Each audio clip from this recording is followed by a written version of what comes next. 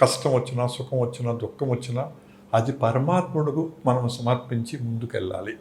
ఈ జన్మ తీసుకున్నాం, క్రియాయోగం చేస్తున్నాను, పెద్ద విద్య చేస్తున్నాను, నాకు కష్టాలు రాకూడదంటే కుదరదు. కష్టాలు వస్తాయి. వచ్చిన కష్టాన్ని నువ్వు ఎలా తాడుతున్నావా అని పరమాత్మ గురువు చూస్తున్నాడు. నువ్వు శరణాగతితో ఉన్నావా లేదా అని గురువు చూస్తున్నాడు. నేను క్రియ విద్య నేర్చుకున్నాను, క్రియ విద్యలోకి వచ్చేసాను, నాకు ఏ కష్టాలు రావడం, అందరు నువ్వు ఈ ప్రపంచంలో ఉన్నావు, నువ్వు కర్మ చేస్తున్నావు, నీ కర్మ తగ్గ ఫలితం నీకు వచ్చి తీరుతుంది, నువ్వు అనిపించి తీరాల్సిందే.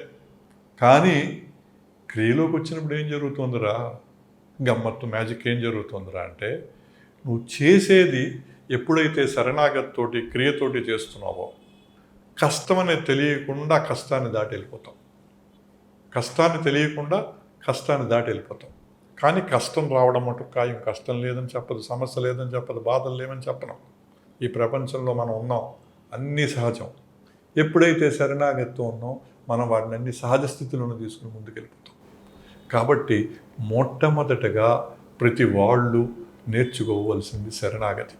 ఎవరికైతే శరణాగతి ఉందో వాళ్ళు చాలా ముందుకెళ్ళిపోతారు.